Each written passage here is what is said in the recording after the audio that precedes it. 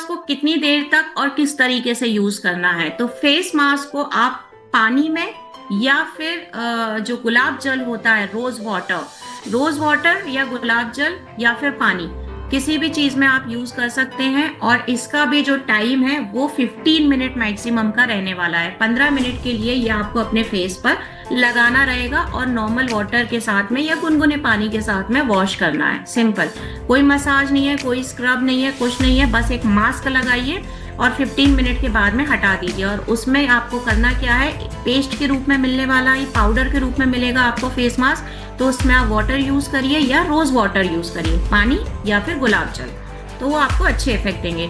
अब देखिए, जो फेस मास्क हमारी R&D टीम ने तैयार किया है, उसके अंदर विटामिन सी को बहुत ही एक्टिव तौर पर यूज किया गया है। और सेकेंड इंग्रेडिएंट जो है titanium dioxide, as a filler उसको यूज किया है, बट विटामिन सी का इम्पैक्ट इसके अंदर आपको ज्यादा देखने को मिलेगा। सो विटामिन सी क्या करने वाला है आपके फेस मास्क के अंदर?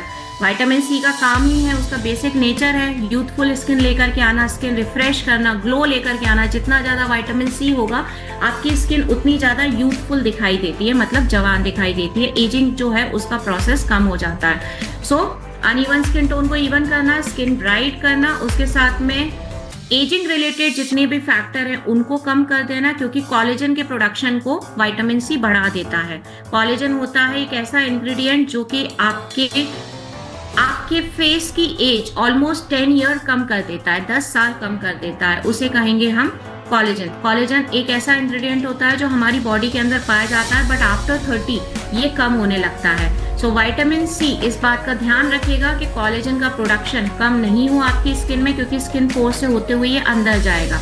जितना ज्यादा कॉलेजन उतना ज्यादा यूथफुल स्किन। उसके साथ साथ आपके पोर्स को भी मिनिमाइज करना। एंटीऑक्सीडेंट का रूप में भी विटामिन सी बहुत ज्यादा काम करता है, क्योंकि जितनी भी अल्ट्रावायलेट रेज आती हैं सन की तरफ से, और उसके अंदर कुछ ऐसे रेडिकल्स, ऐसे पार्टिकल्स होते हैं छोटे छोटे, जो कि हमारी स्किन को पूरी तरह डैमेज करते हैं। अगर हम अल्ट्रावायलेट रेज की बात नहीं भी करें तो जो पॉल्यूशन है, मतलब जो प्रदूषण है, या समय के पहले जो एजिंग हमारे ऊपर आ रही है, वो उन्हीं चीजों की वजह से आ रही है।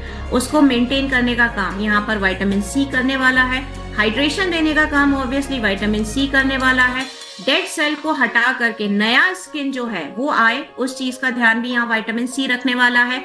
बहुत अंदर तक, पोर्स में बहुत अंदर तक जा करके पूरे तरीके से आपकी स्किन में एब्जॉर्ब हो जाए और बाहर ना निकले, इसका ध्यान भी विटामिन सी फेस मास्क के तौर पर रखने वाला है।